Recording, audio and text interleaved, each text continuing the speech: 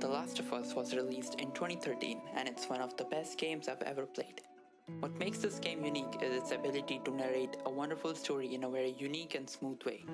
It's one of those games where you create a relationship between the characters so strong that it immerses you in the world and makes you think you are the one making all the choices. The first part ended on a very strange and dark note. I remember finishing the game and immediately calling my friend to tell her about it. You could end the story right there and then, and it still would have been the perfect climax. There were different ways you could interpret the ending, and it's been a discussion of all time. In 2018, The Last of Us 2 was announced. At the E3 Expo, Naughty Dog unveiled a scene from the sequel, with Ellie sharing a dance and a kiss with a new character named Dina. This did not sit well with the community and it created quite some controversies. The sequel release was delayed twice, but on April 26, almost all of the story and the gameplay was leaked. The internet was filled with spoilers and people reacted by boycotting the game and canceling pre-orders. Now, I've managed to stay away from all the leaks, but what I know is that people think the game went woke and includes forced representation of the LGBTQ community.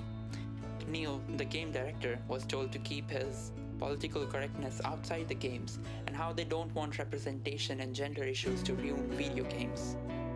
This is what I want to talk about in the video, and how judging the game through spoilers isn't helping anyone. I mean, boycotting a game by alleged fans who rush to see the spoilers is making 6 years of hard work of a studio go to waste. I'm gonna find, and I'm gonna kill every last one of them.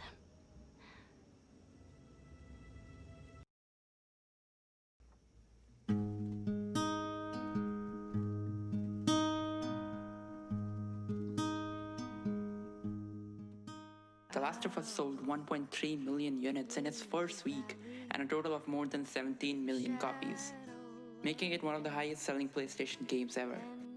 Among its many awards, it even won Game of the Year in 2013. This game is made by the studio Naughty Dog, which also created the amazing Uncharted series.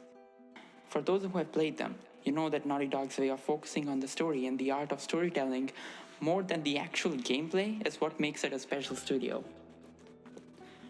Over its 15 to 20 hours of gameplay, The Last of Us conveys the immensity of cinema, the intimacy of a novel, and the sheer storytelling payload of, let's say, 1 or 2 seasons of HBO series. It leads to an explosive climax that taps into the full power of interactive medium. Joel has no choice but to damn the whole world in order to save Ellie. With this successful history of Naughty Dog, I doubt that a few hours of gameplay leak can judge whether the game is a woke trash that should not be bought.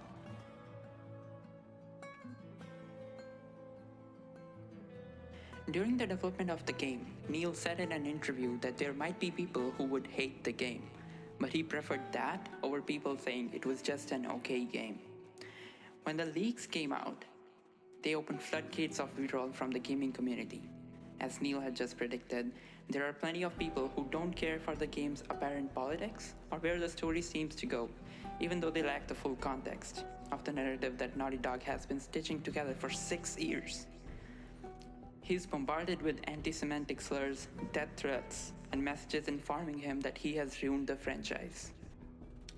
After the leaks were out, Neil also released a video on YouTube saying that no matter what you've seen or heard or read, nothing compares to playing this thing from beginning to end. No matter what you've seen or heard or read, nothing compares to playing this thing from beginning to end. It's a video game. You gotta play it. And I agree. Though there's a chance that the story isn't all that great, that doesn't mean I would want to read the spoilers and judge whether I want to buy the game just based on those alleged facts. It's a game. I have to play it myself. And I trust the studio's art of storytelling and its history, which would make me feel that I'm the one making those decisions.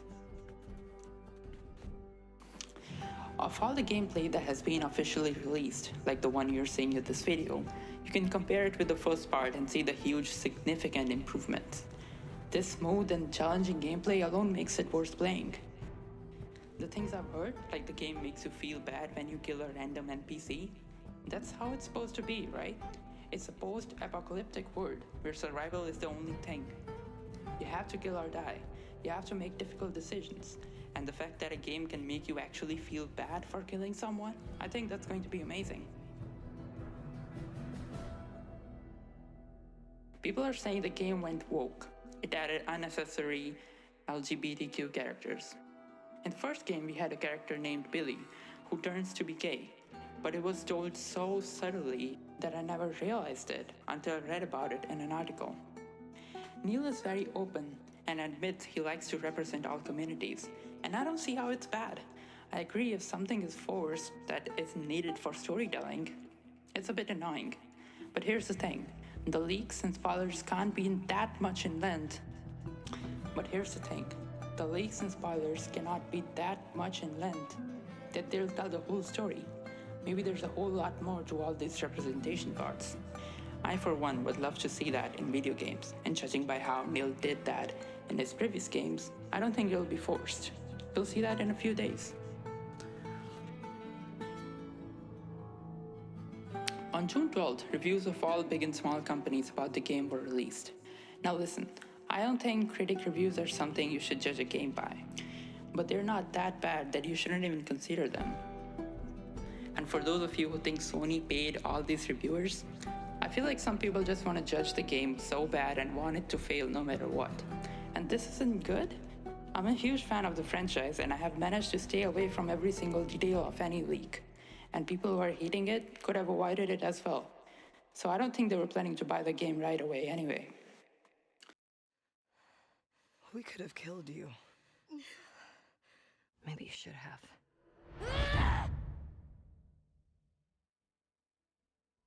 The Last of Us Part 2 is arguably the biggest, most ambitious and most anticipated game in the studio's 36-year history. I cannot believe a single game has brought out the utter stupidity of some people, especially the ones that already hate the game when they haven't even played it. There's a whole subreddit dedicated just to hate on the game. From what I've heard, the leak was around 2 to 3 hours, out of the predicted 30 hours of gameplay. So all I want to say is, give the game the attention it deserves.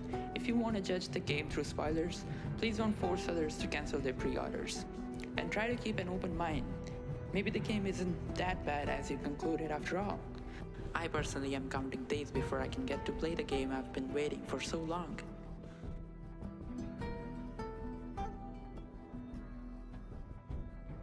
If you guys like what you just saw, please give this video a thumbs up and let me know what you think about the game in the comments below. Thanks for watching.